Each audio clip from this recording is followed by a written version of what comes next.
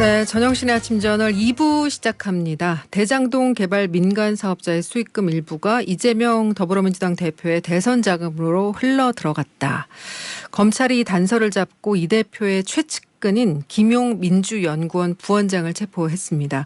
이후 검찰이 민주당 당사에 입주해 있는 민주연구원을 압수수색하는 과정에서 이를 막아선 민주당 의원들과 대치를 벌이기도 했는데요. 결국 국감은 중단이 됐고 민주당은 어젯밤에 긴급 최고위원 회의를 소집해서 향후 대응 방안을 논의했습니다. 여야 현역 의원들의 정치 이야기 화쟁 토론 시작하겠습니다. 오늘도 두 분 국회의원과 이야기 나눌 텐데요. 오늘은 전화로 연결을 하겠습니다. 자, 국민의힘 허은하 의원님 나와 계십니까? 네, 안녕하세요. 허은하입니다. 예, 안녕하십니까. 자, 더불어민주당 이용빈 의원님도 나와 계시죠? 네, 안녕하세요. 예, 안녕하십니까. 일단 이용빈 의원님, 어제 이제 검찰이 민주연구원에 대한 압수수색 강행하려다가 연구원 측하고 충돌했는데 이후에 민주당이 긴급 의원 소집령 내려서 다 그쪽으로 가셨었잖아요. 어젯밤 늦게까지 대치하는 상황이었던 것 같은데 그 현장에 계셨었죠? 예, 그렇습니다. 어땠습니까?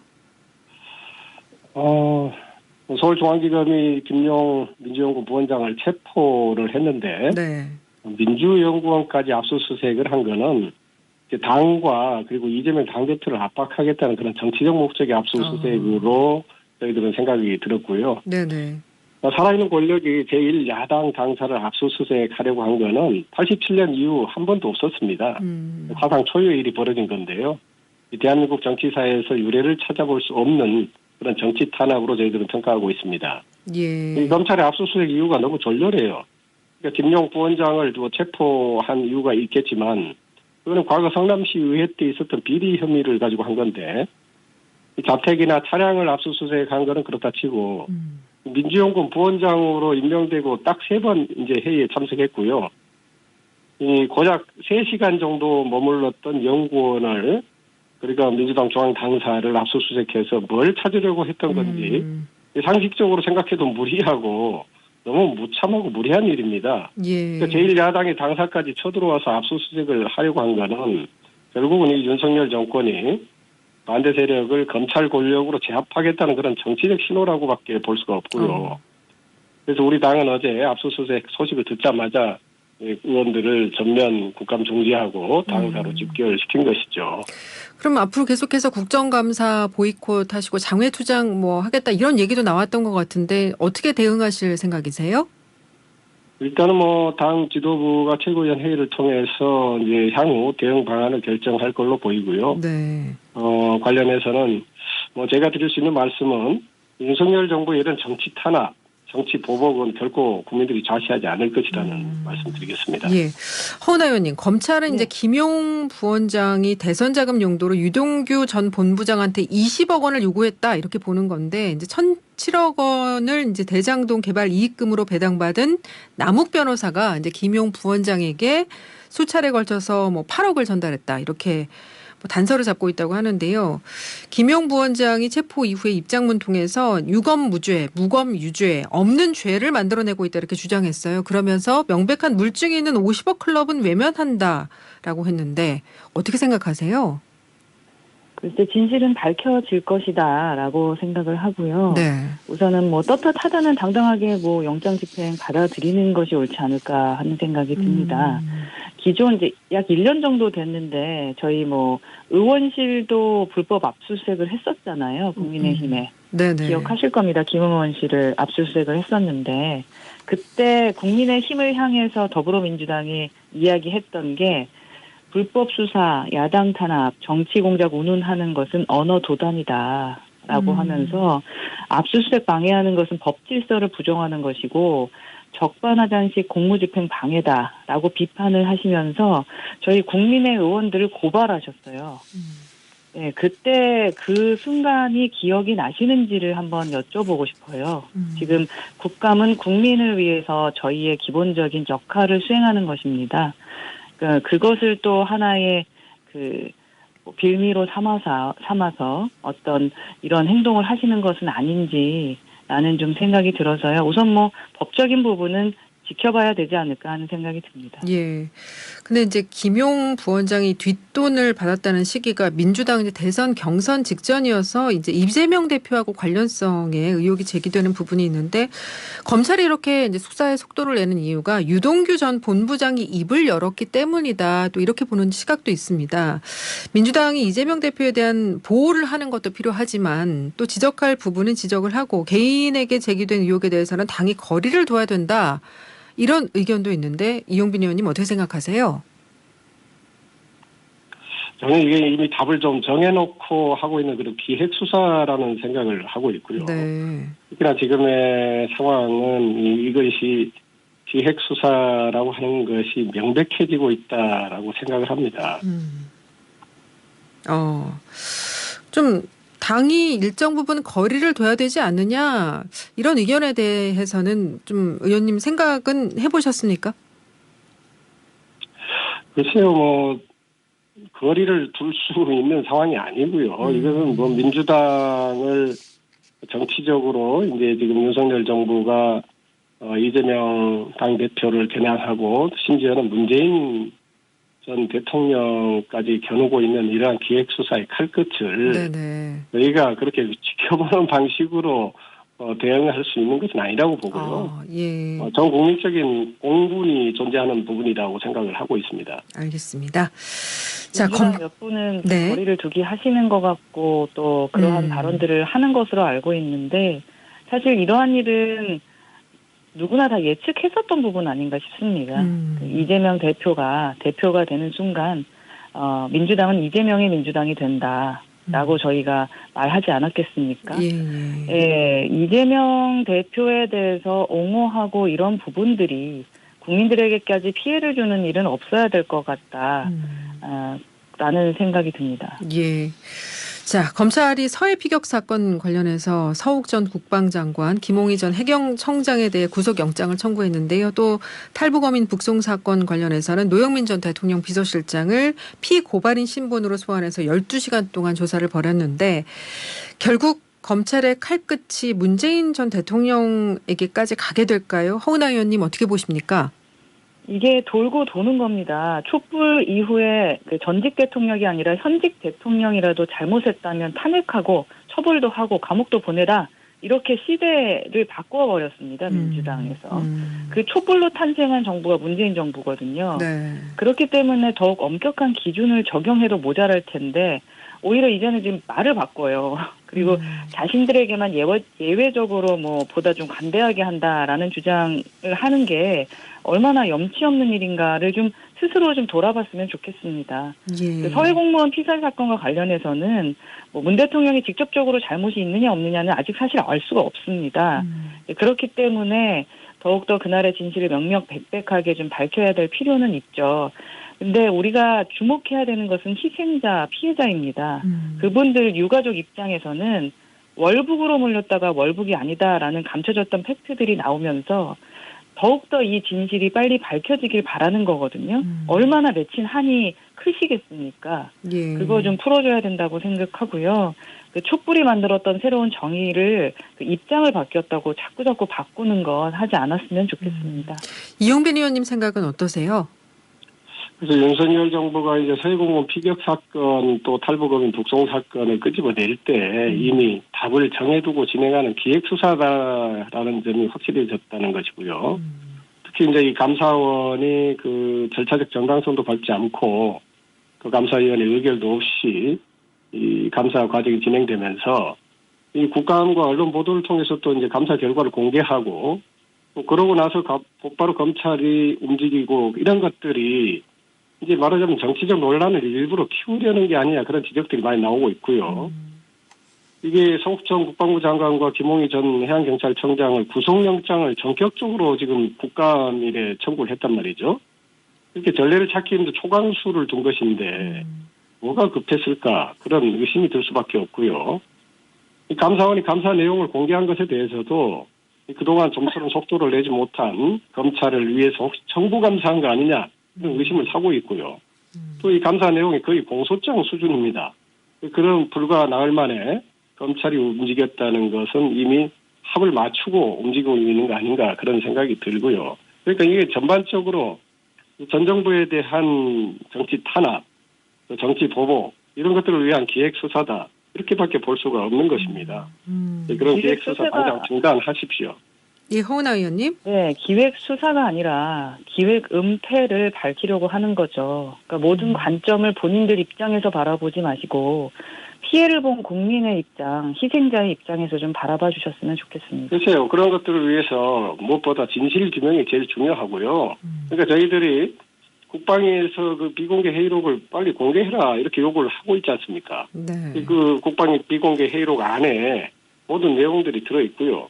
특히 국방부 장관이 만약에 이런 국민의힘 주장대로 그런 것들이 조작 음모가 만약에 포함이 돼 있었다면은 국방부 장관이 국감장에서 이 비공개 회의록에 대해서 공개를 못할 것이 없지 않습니까?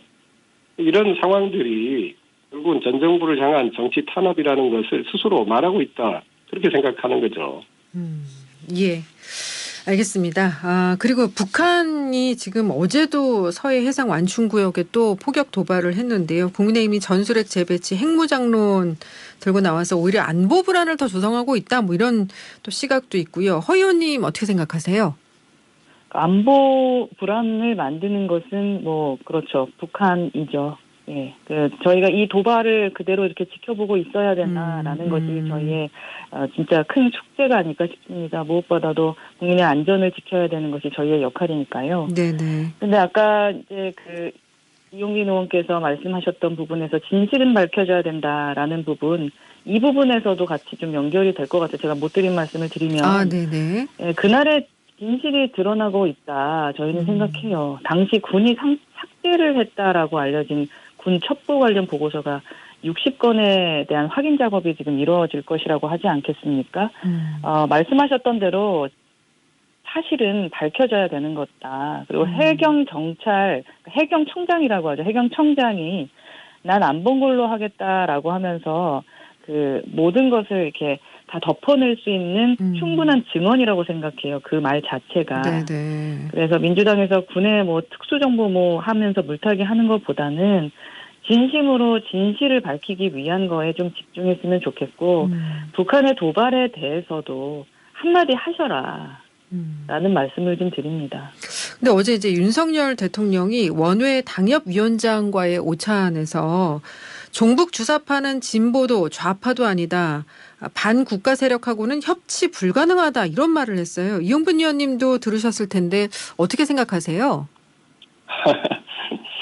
참 그런 언급 자체가 너무 오래된 구태의연한 말씀을 한 거고요.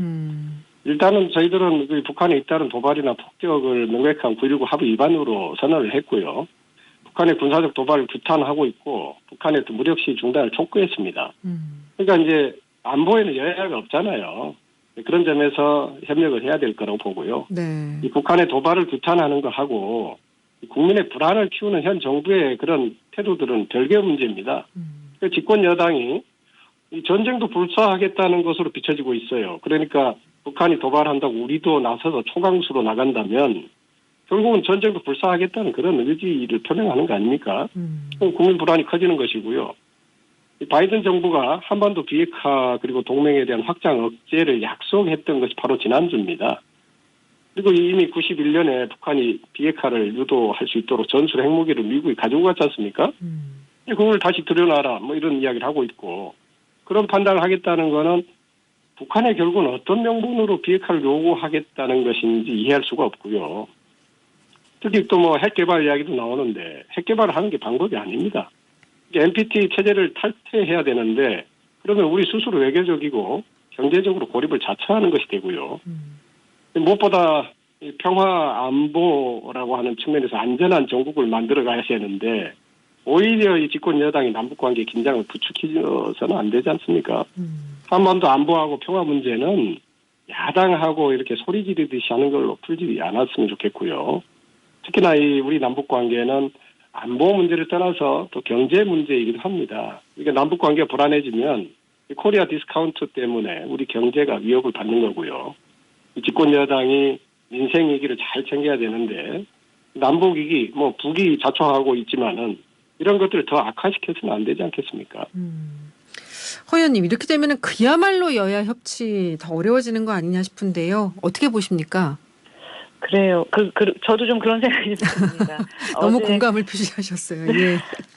좀 우려가 되는데, 네네. 어제 원내위원장들과 함께 있으면서 그 주사파 관련된 이제 질문에 답하시면서 주사파 얘기를 한 것 같은데, 그 주사파 발언 하나를 가지고 지금 남북 전쟁, 도발 이런 얘기까지 나오는 거 보면은 왜 이렇게 예민하시지라는 생각은 좀 들고요.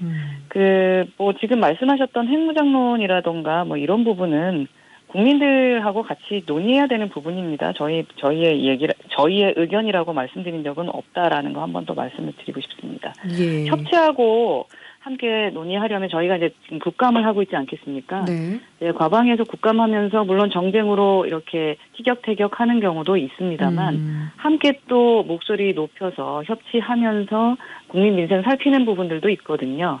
그러기 위해서는 여튼 우선 국감으로 돌아오셔서 국감장 들어오셔서 국민들 이야기하면 협치는 이루어질 것 같다라는 생각이 듭니다. 예. 지금 과방위 말씀하셨는데 허은하 의원님 지금 과방위에서 카카오 문제가 쟁점이 되고 있을 텐데요. 지금 이제 네네. 카카오가 대국민 사과하고 남궁훈 대표가 사퇴했는데 이 카카오의 독과점 문제, 안전 보안 문제 이거 어떻게 해야 된다고 보세요? 이 부분 아주 심각하게 좀 바라봐야 되는 거죠. 네. 아마 전 세계 최초로 이 부분에 대한 논의와 법적인 부분을 이야기하게 될 것 같습니다. 네, 이번 카카오 먹통 사태라던가 플랫폼 재난 이런 것들로 독과점 플랫폼 기업이 얼마나 국민의 일상에 지대한 영향을 미치는지를 여실히 체감을 하지 않았겠습니까? 네. 그런데 정말 이 큰 대기업이라고 생각했던 문어발 공룡이 된 카카오라고 얘기하잖아요. 근데 뚜껑 열어보니까 국민을 위한, 그러니까 소비자를 위한, 고객을 위한 재난 대비가 전혀 돼 있지 않는 것에 너무 놀라운 부분들이 좀 있었습니다. 그래서 카카오가 그 데이터 이중화가 안 돼 있어서 전기가 나가서 이렇게 마비들이라는 걸 누가 생각이나 했겠습니까? 네. 그래서 온 국민이 4,700만 명이 쓰신다고 하는데 온 국민이 이용하는 그 플랫폼 국민 기업으로서 너무나 무책임했다라는 것이 여야가 함께 한 목소리를 내고 있는 부분입니다. 그래서 국민께 좀 절대적 영향을 미치는 만큼 좀 국가의 기반 인프라와 같은 부분이 좀 스스로 책임을 다하지 못하면 정부가 나서서라도 최소한의 의무를 부과할 필요가 있다라는 지금 목소리가 나오고 있고요. 네. 또 보안 시스템이라던가 또 분리된 장소에서 데이터 이중화하는 조치는 의무화가 좀 필요하다라고 생각하고 이런 규제가 작은 기업의 어떤 진입 장벽이 돼서는 안 되지만 일정 규모의 기준을 정해놓는 것은 좀 필요할 것 같다. 그래서 또 그런 목소리도 나와요. 민간 기업의 자율성을 침해할 수 있다라는 우려의 목소리도 나옵니다. 예, 자율성을 침해해서는 안 됩니다. 하지만 이번 사태와 같은 재난을 막고 또 국민의 피해를 예방하는 것, 그래서 네. 누구에게 이익이 크느냐, 그러니까 그들의 이익보다 훨씬 중요하다라고 생각을 하고 있고요. 대형 플랫폼 기업의 독과점 문제는 지금 골목상권 보호가 필요하다는 측면에서 계속 논의되어 온 문제입니다, 사실. 네. 카카오 등 대형 플랫폼 기업이 독과점주의를 남용해서 무분별하게 확장하는 것을 막는 문제이기도 하고요. 현재 공정거래위원회에서 기업결합이라던가 시장지배력 또 남용 행위 등에 대해서 거대 플랫폼 기업의 독점력 남용 행위를 맞춤형으로 막는 제도화 작업을 지금 하고 있는 것으로 알고 있습니다. 그래서 이번 카카오 사태를 계기로 제도 개선이 더욱 탄력을 받을 것으로 생각하고 전 세계의 플랫폼 기업들도 모두 다 주목할 것 같다라는 이야기들이 나오고 있습니다. 예. 네, 이 부분 좀 집중해서 볼 예정입니다. 네. 이용빈 의원님은 이 카카오 사태 재발을 막기 위한 근본 대책 무엇이라고 보세요? 늘 저희들이 소 잃고 애안간 고친다 그런 이야기들 많이 하는데요. 네. 사실은 이제 카카오 경우는 그런 사례라고 보기는 어려운데 왜냐하면은 10여 년 전에도 똑같은 사태를 겪었고요. 그때 저희들이 내놓은 대책이 데이터 이중화 조치를 공고하는 것이었습니다. 예. 지난해에는 KT 통신장애를 겪고 당시에도 정부가 중요한 데이터들을 이원화하라고 공고를 해왔지 않습니까? 이런 것에 대해서 대기업이 제대로 책무를 이행하지 않은 건데요. 이 카카오 복구 실태를 보면서 너무나 후진적인 대응을 하고 있었던 거 아닌가. 플랫폼 기업의 사회적 영향력에 비춰봤을 때 말이죠. 그래서 이번 사태를 통해서 이 플랫폼 기업이 국민의 삶에 너무 깊숙이 들어와 있기 때문에 특히나 이 공적 영역, 사적 영역의 경계들을 포함하는 디지털 인프라를 모두 플랫폼 기업이 가지고 있지 않습니까? 네. 따라서 여기에 대한 기업의 안전의식, 책임의식이 굉장히 중요하게 요구되는 것인데요. 결국은 안전불감증이 이런 디지털 중대재해를 초래했다 이렇게 생각이 들고요. 이런 독점 기업의 책임 부실이 근본 문제다 이렇게 보는 거죠. 예. 그래서 제가 이번에 이제 이 관련해서 카카오 먹통 사태 개인정보 피해 구제법을 발의를 어제 했습니다. 그러셨어요. 예. 이 소비자들의 권리와 주권을 보호하기 위해서 다수 피해자의 집단적인 피해 구제 방안을 담은 건데요. 네, 그리고 또 이제 한 가지 더 언급을 드리자면은 카카오 서버 센터 화재 원인이 네. 이 리튬이온 배터리 내부 분리막 파손에 의해서 예. 가스가 생성되면서 그것이 이제 불로 번지게 된 건데요. 네네. 이 기존의 리튬이온 배터리 한계를 극복할 수 있도록 이 차세대 2차 전지 배터리 개발 대책을 반드시 병행해야 되겠다. 그런 말씀 드리고 싶습니다. 예. 알겠습니다. 오늘은 여기까지 말씀 나누겠습니다. 고맙습니다. 감사합니다. 네, 고맙습니다. 네. 화쟁 토론 지금까지 더불어민주당의 이용빈 의원, 국민의힘 허은하 의원과 함께했습니다.